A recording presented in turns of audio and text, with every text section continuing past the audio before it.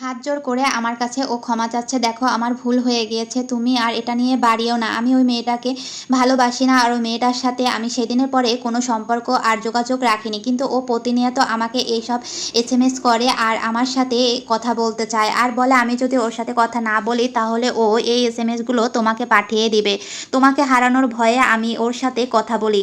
তখন বলি তুমি ওকে আমাকে হারানোর ভয়ে ওর সাথে কথা বলো, এতটা মিথ্যা কথা তুমি কি করে বলতে পারো? ও তখন বলে বিশ্বাস করো আমার সন্তানের জন্য আমি বলতেছি, আমি আমার সন্তানকে নিয়ে কোনো মিথ্যা কথা বলবো না, তুমি আমাকে একটু বিশ্বাস করো।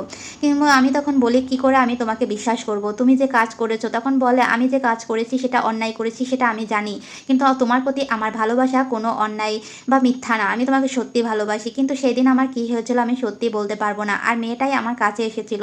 একটা মেয়ে যখন একটা ছেলের কাছে আসে তখন কিন্তু সেই ছেলেটা নিজেকে কন্ট্রোল করতে পারে না। তখন আমি বলি মেয়েটা তোমার কাছে এসেছে আর তুমি তার কাছে চলে গেলে। তখন বলে আমার অন্যায় হয়ে গিয়েছে, তুমি আমাকে ক্ষমা করে দাও, আমাদের সন্তানের জন্য হলো আমাদের সম্পর্কটা বাঁচিয়ে রাখতে হবে। কিন্তু আমিও বা তখন কি করব, আমার সন্তানের জন্য তো আমাকে বাঁচতে হবে। এরকম কথা বলতে বলতে আমি খুব উত্তেজিত হয়ে যাই আর খুব কান্না করি। এক পর্যায়ে আমার পেটে অনেক ব্যথা ওঠে, আমি বিছানায় বসে পড়ি, আমাকে সুজন তাড়াতাড়ি ডাক্তারের কাছে নিয়ে যায়, কিন্তু ডাক্তারের কাছে নেওয়ার আগেই আমার অনেক ব্লিডিং শুরু হয়ে যায়।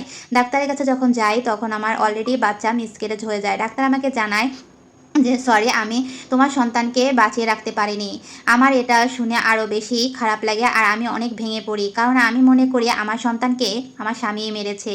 আমি যদি এটা না দেখতাম তাহলে আমি এত উত্তেজিত হয়ে পড়তাম না, আর আমার সন্তানও এতটা অসুস্থ হয়ে যেত না।